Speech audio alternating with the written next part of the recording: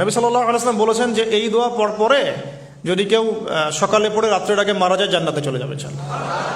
রাতে পড়ে সকালের আগে ইন্তেকাল করলে জান্নাতে চলে যাবে ইনশাআল্লাহ। আমি ইস্তেগফারের আপনাদেরকে 2-3টা দোয়া শিখাই দেই আগে ছোট্ট করে। এক নাম্বার, যারা একটু পড়াশোনা করেন মাশাআল্লাহ তারা এইটা পড়বেন, সাইয়্যিদুল ইস্তেগফার। সাইয়্যিদুল ইস্তেগফার আমার সাথে বলবেন, আল্লাহুম্মা আনতা রাব্বি লা ইলাহা ইল্লা আনতা খালাকতানি আনা আবদুক ওয়া আনা আলা আহদিক ওয়া ওয়া'দিকা মাসতাতা'ত আউযু বিকা মিন শাররি মা সানা'ত আবু'ু লাক বিনি'মাতিকা আলাই ওয়া আবু'ু বিযানবি ফাগফিরলি ফাইন্নাহু লা ইয়াগফিরু যুনুবা ইল্লা আনতা। এই যে আমরা গত লেকচারে বলেছিলাম যে আমাদের ইবাদতগুলো অন্তঃসার শূন্য হয়ে যাচ্ছে এই কারণে, বিকজ আমরা অর্থটা বুঝি না। এই যে দোয়াটা আপনি করলেন, নবী সাল্লাল্লাহু আলাইহি ওয়াসাল্লাম বলেছেন যে এই দোয়া পড়ার পরে যদি কেউ সকালে পড়ে রাত্রের আগে মারা যায় জান্নাতে চলে যাবে ইনশাআল্লাহ। রাতে পড়ে সকালের আগে ইন্তেকাল করলে জান্নাতে চলে যাবে ইনশাআল্লাহ। তো কি পড়লাম? আল্লাহ পাক বলছেন, নবী সাল্লাল্লাহু আলাইহি ওয়াসাল্লাম বলছেন, আল্লাহুম্মা হে আল্লাহ আনতা রব্বি, আল্লাহ তুমি আমার রব,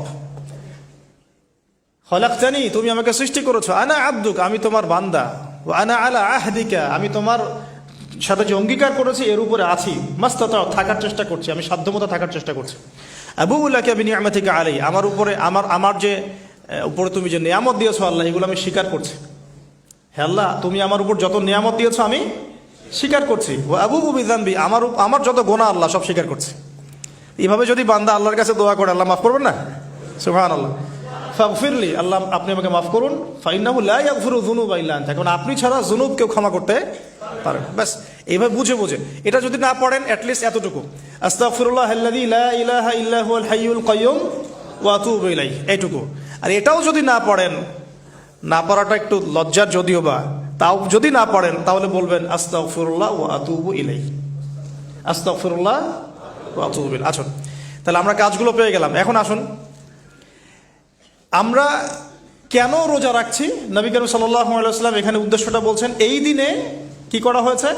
মুসা আলাইহিস সালাম এবং তার কওমকে নাজাত দেওয়া হয়েছে, ফেরাউন তার কওমকে ডুবিয়ে দেওয়া হয়েছে। এই তো এই রোজার সাথে কিন্তু হুসাইন রাদিয়াল্লাহু আনহুর কারবালার শাহাদাতের কোনো সম্পর্ক নাই। এটা একটা আকীদা পরিষ্কার করে নেবেন।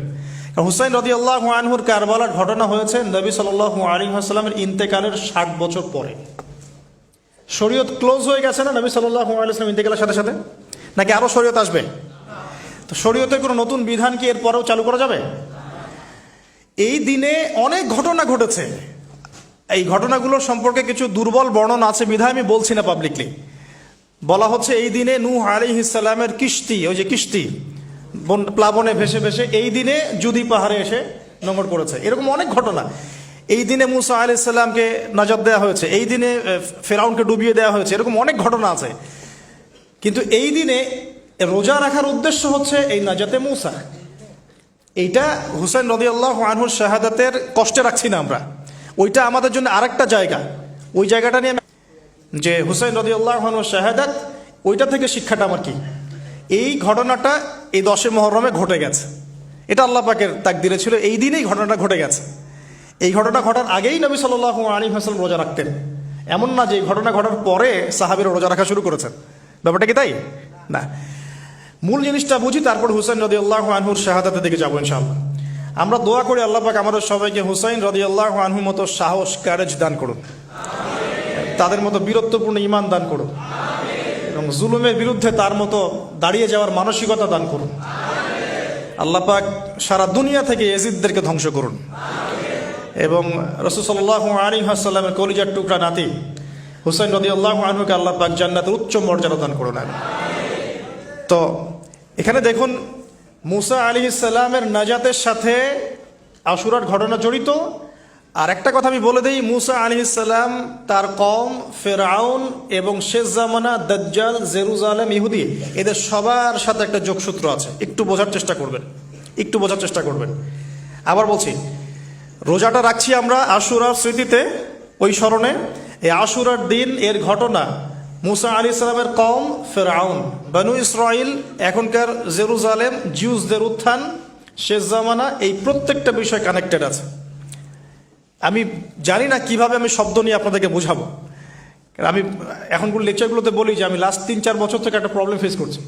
অনেক কিছু বুঝতে পারছি কিন্তু আমি আপনাকে বোঝাতে পারছি না। আমি কোন ভাষা প্রয়োগ করব বা কিভাবে সিকোয়েন্স সাজাবো আমি আসলেই বুঝতে পারছি না।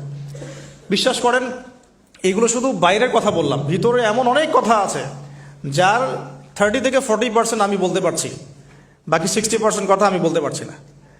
এখন আপনি ইন্টেলেকচুয়াল অডিয়েন্স হয়ে বুঝে নিয়েন যে কেন বলতে পারছি না, কেন বলতে পারছি না, কি কারণে, এটা আপনাদেরকে বুঝে নিতে হবে।